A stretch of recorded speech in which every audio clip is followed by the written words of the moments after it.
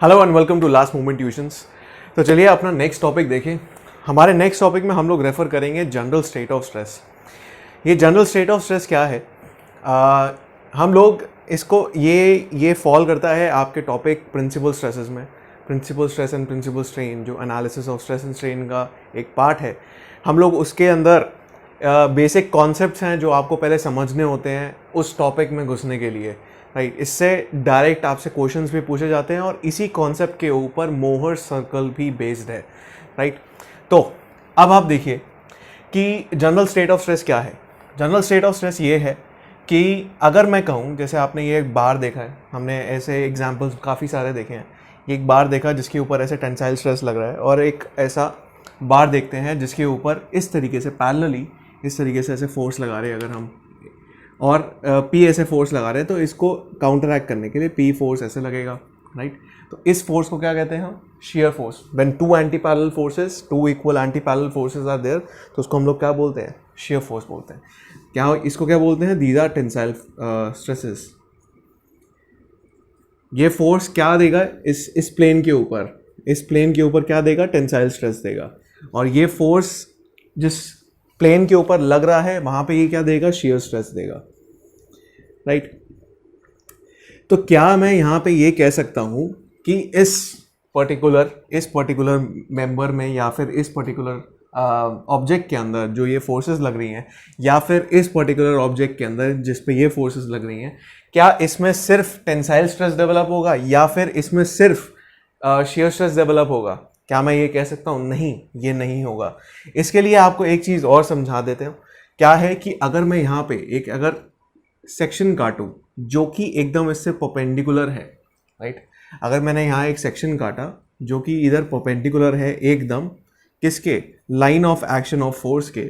अगर ये परपेंडिकुलर है, right, line of action of force के अगर मैंने परपेंडिकुलर यहाँ पे सेक्शन काटा, तो यहाँ पे इस सेक्शन के ऊपर सिर्फ और सिर्फ एक फोर्स लगेगी, राइट। सिर्फ और सिर्फ एक फोर्स लगेगी, और ये फोर्स क्या प्रोड्यूस करेगा? टेंसाइल स्ट्रेस प्रोड्यूस करेगा। Let's say this is your sigma, ठीक है, इसके ऊपर। बट अगर मैं कहूँ कि यही वैसे ही अगर मैं कहूँ यहाँ पे, अगर मैंने यहाँ पे एक सेक्शन काटा XX जो कि इधर फोर्स के पैरेलल है, यहाँ पे फोर्स के परपेंडिकुलर, यहाँ पे फोर्स के पैरेलल, तो जैसे मैंने इधर काटा तो ऊपर वाला मैं यहाँ पे ले लेता हूँ। यहाँ पे मेरा XX सेक्शन है, यहाँ पे इस तरीके से फोर्स लग रही है। ये फोर्स अगर देती है, लेट्स से टाउ आपका यही शेयर स्ट्रेस दे रही है, तो वैसे ही इसको इक्वल एंड ऑपोजिट यहाँ पे क्या लगेगा? शेयर स्ट्रेस लगेगा, राइट। तो इधर सेक्शन XX पे इधर सिर्फ आपका क्या आ रहा है? शेयर स्ट्रेस आ रहा है, जब ये सेक्शन XX यहाँ पे इसके फोर्स के पैरेलल है और इस केस में फोर्स के परपेंडिकुलर है। बट अगर मैं कहूँ यहाँ पे मैं कोई और सेक्शन लेता हूँ, लेट्स से मैं कोई और सेक्शन ले रहा हूँ, I am considering this section X dash. अगर मैं अब यहाँ पे एक सेक्शन अलग लेता हूँ जो कि ऐसे पास हो रहा है, X डैश, अगर ये सेक्शन कुछ इस तरीके से पास हो रहा है, तो अब यहाँ पे इस फोर्स की वजह से लेट्स से इधर सिग्मा स्ट्रेस है, तो मैं क्या कह सकता हूँ कि यहाँ पे सिर्फ और सिर्फ ये टेंसाइल स्ट्रेस होगा इस सेक्शन के ऊपर? नहीं, यहाँ पे इस लाइन ऑफ एक्शन के एकदम यहाँ से पास होता हुआ एक सिग्मा R करके, that is the resultant stress यहाँ पे डेवलप होगा। ये रिजल्टेंट स्ट्रेस प्रोड्यूस होता है दो स्ट्रेसेस की वजह से, जो कि आपके एक तो होता है शेयर स्ट्रेस और एक होता है इस प्लेन के ऊपर नॉर्मल स्ट्रेस, राइट। एक होता है इसके ऊपर नॉर्मल स्ट्रेस और इसके एकदम पैरेलल शेयर स्ट्रेस, और इन दोनों स्ट्रेसेस की वजह से ये रिजल्टेंट स्ट्रेस आपका प्रोड्यूस होता है, जो कि रिजल्टेंट स्ट्रेस एकदम इक्वल, ये सिग्मा दोनों सेम है। This sigma is equal to sigma R, but ये जो सिग्मा R प्रोड्यूस हो रहा है, this is the resultant of these two stresses, right. But यहां पे क्या था? ये भी सिग्मा है, ये भी सिग्मा है, बट यहां पे अगर मैंने सेक्शन एकदम परपेंडिकुलर काटा है, दिस इज परपेंडिकुलर, ये एकदम मैंने परपेंडिकुलर काटा है, तो इसके ऊपर सिर्फ और सिर्फ एक ही स्ट्रेस लग रहा है जो मेरा रिजल्टेंट स्ट्रेस है। बट जैसे ही मैंने इस सेक्शन को इंक्लाइंड किया तो मेरे को दो अलग अलग स्ट्रेसेस प्रोड्यूस होते हुए दिखाई दिए, राइट, जो कि आपका ये शियर स्ट्रेस है और एक इसी सेक्शन के ऊपर नॉर्मल स्ट्रेस है। ये नॉर्मल स्ट्रेस एकदम परपेंडिकुलर होता है और शियर स्ट्रेस इस सेक्शन के एकदम पैरेलल होता है। अब मुझे एक बात बताइए, वैसे ही जैसे मैंने ये एक्स एक्स सेक्शन लिया है, वैसे ही there are infinite number of sections which are passing through this particular point. इसके ऊपर इनफाइनाइट होंगे, there are infinite number of sections which can pass, right. तो हर सेक्शन के ऊपर there will be a normal stress and there will be a shear stress, but जिसका resultant क्या होगा, सिग्मा आर होगा, राइट। इसी पॉइंट के ऊपर इतने सारे मल्टीपल मैं यहां से पास कर सकता हूं, अपने ये सेक्शंस पास कर सकता हूं, इनफाइनाइट नंबर ऑफ, और हर एक उसके ऊपर हर एक सेक्शन के ऊपर अलग आपका एक शियर स्ट्रेस होगा और एक नॉर्मल स्ट्रेस होगा, जिसका रिजल्टेंट होगा सिग्मा आर, राइट। तो यहां पे ये कहने का मतलब है कि अगर इसमें हम जब ये कॉन्सेप्ट को एक्सप्लेन करते हैं तो हम यहां पे ये अज्यूम करते हैं that the stress distribution is uniform over this section. चाहे मैं शियर स्ट्रेस की बात करूं, चाहे मैं नॉर्मल स्ट्रेस की बात करूं, इसके ऊपर ये जो स्ट्रेस डिस्ट्रीब्यूशन होती है, stress distribution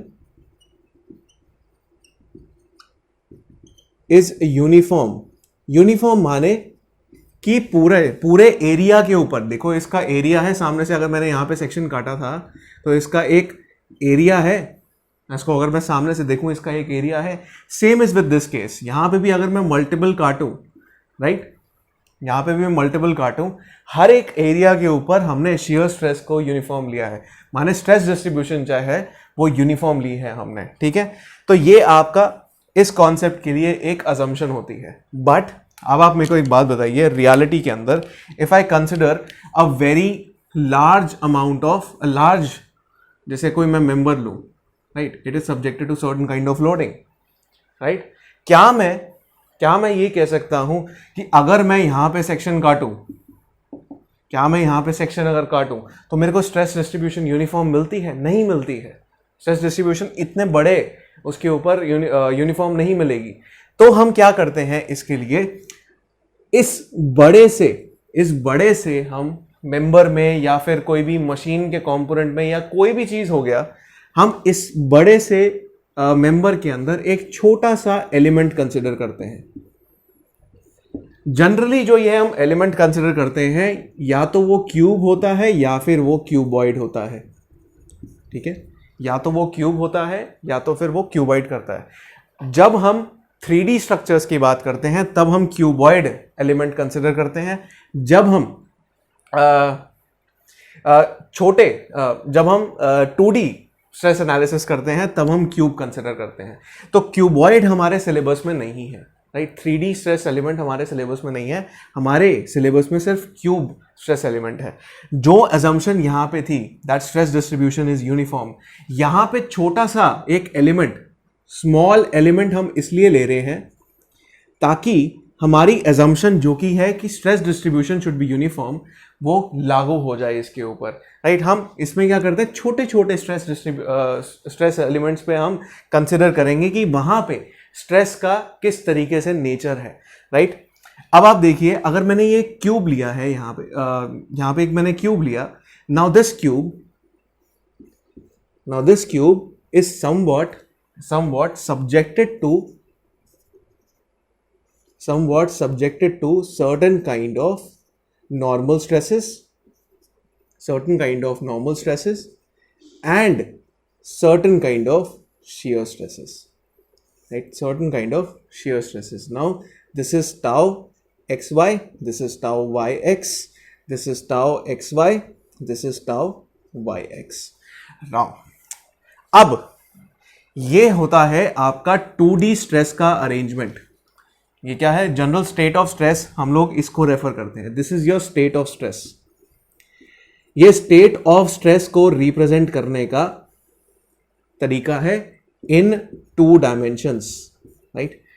in 2 dimensions a state of stress can be represented है। जैसे मैंने अगर ये सेक्शन काटा, यहाँ पे ये सेक्शन के ऊपर आपको दिखाई देगा कि एक नॉर्मल स्ट्रेस है और एक शियर स्ट्रेस है। वैसे ही एक मैंने एलिमेंट लिया जो देखो यहाँ मैंने काटा तो एक सिग्मा और एक टाउ यहाँ पे आके मैंने लगा दिया, और इसी के ही एकदम 90 डिग्रीज पे एक प्लेन और है जिसके ऊपर इस तरीके से फोर्स लग रहा है, तो उसको मैंने एक क्यूब की फॉर्म दे दी, राइट, उसको एक मैंने क्यूब की फॉर्म दे दी। तो मैंने कह दिया कि 2 डायमेंशंस के अंदर जो स्टेट ऑफ स्ट्रेस होती है वो कुछ हम इस तरीके से रिप्रेजेंट करते हैं, राइट।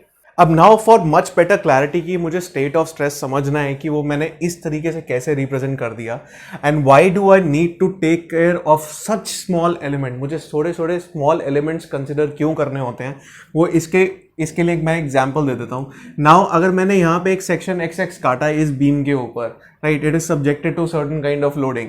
अब ये सेक्शन एक्स एक्स है आपका, ये कोई मैंने रेक्टेंगुलर क्रॉस सेक्शन ले लिया। अब एक रेक्टेंगुलर क्रॉस सेक्शन पे आपका जो नॉर्मल स्ट्रेस डिस्ट्रीब्यूशन है, अब नॉर्मल स्ट्रेस जो डिस्ट्रीब्यूशन होता है ये डिस्ट्रीब्यूशन आपको किससे मिलती है, these are with respect to the bending stresses. जो बेंडिंग स्ट्रेसेस होते हैं, माने जो फ्लेक्सुरल स्ट्रेसेस होते हैं, हम उसको नॉर्मल स्ट्रेस भी बोलते हैं, right, those are normal stresses only, right. अब ये देखो, ये नॉर्मल स्ट्रेस डिस्ट्रीब्यूशन होती है, और इसी क्रॉस सेक्शन के ऊपर जब मुझे शियर स्ट्रेस की डिस्ट्रीब्यूशन देखनी होती है वो कुछ इस तरीके से मेरे को मिलती है। नाउ अब ये देखो पूरे क्रॉस सेक्शन पे ये तो आपका यूनिफॉर्म नहीं है, पर हमारी अजम्पशन क्या होती है कि हमें वो यूनिफॉर्म एक स्टेट ऑफ स्ट्रेस मुझे अगर दर्शानी होती है वो एक यूनिफॉर्म स्ट्रेस के लिए होती है। अब क्या करता हूँ, मैं एक छोटा सा एलिमेंट ले लेता हूँ, राइट, एक इसी सेक्शन के ऊपर एक छोटा सा एलिमेंट ले लेता हूँ मैं, कुछ यहाँ पे इस सरफेस पे मैं क्या करता हूँ, बीम के सरफेस के ऊपर ऑन सरफेस ऑफ बीम, क्योंकि हम 2D स्ट्रेस एलिमेंट की बात कर रहे हैं, this is a 2D stress element, ये आपका 2D स्ट्रेस एलिमेंट है। अगर मैं सरफेस के बजाय इस बीम के अंदर वो लूंगा तो वहां पे मेरे को 3D स्ट्रेस एलिमेंट मिल जाएगा, पर अभी मेरी वो कंसर्न नहीं है, मेरी कंसर्न है अभी 2D स्ट्रेस एलिमेंट। अब मैंने क्या करा, ऑन सरफेस मैंने एक एलिमेंट लिया। अब ये एलिमेंट मैंने लिया है कुछ इस जगह पे, राइट, जहां पे स्ट्रेस नॉर्मल स्ट्रेस इतना है और इस जगह पे शियर स्ट्रेस इतना है, ठीक है। ये शियर स्ट्रेस और ये नॉर्मल स्ट्रेस को मैंने यहाँ पे दर्शाया है, राइट। यहाँ पे क्या आ गया, ये वाला आपका नॉर्मल स्ट्रेस है, this is your sigma x, और ये वाला जो आपका शियर स्ट्रेस है this is your tau x y, ठीक है।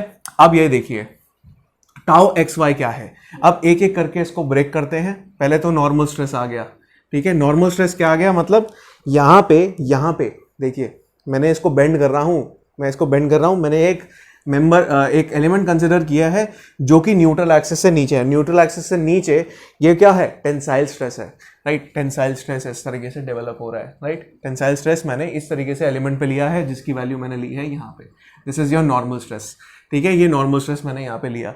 फिर उसके बाद यहाँ पे shear stress, now this is tau x y, how I represent this tau x y, tau x y, this x is representing the plane of stress, this is your plane of stress, and this is representing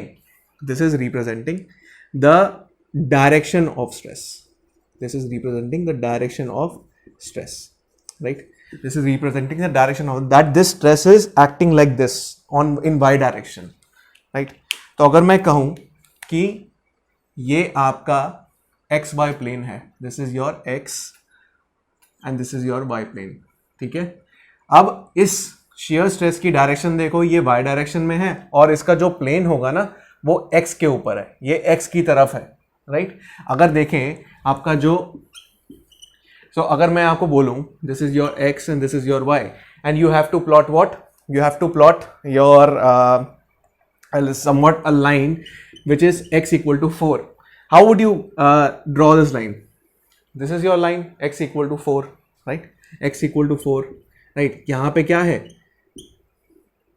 4,0 है ना, तो ये x equal to 4 है, right? ये आपकी line हो गई इसके ऊपर। तो ये आपकी क्या बता रही है, this is representing the plane of stress, कि क्या किस प्लेन में ये लाई कर रहा है, राइट, ये प्लेन है। इस तरीके से हम ये रिप्रेजेंट करते हैं। तो tau x y is this x is representing, जो आपका पहले वाला होता है वो रिप्रेजेंट कर रहा है this is your plane of stress. ये देखो अब ये ऊपर आपका टाउ वाई एक्स, अब ये क्या है, अब ये देखिए नाउ सपोजिटली ये मेरा एलिमेंट है, ये मैंने एक एलिमेंट कंसिडर किया है, now it is subjected to this shear stress, right, it is subjected to this shear stress. Now this is your tau x Y.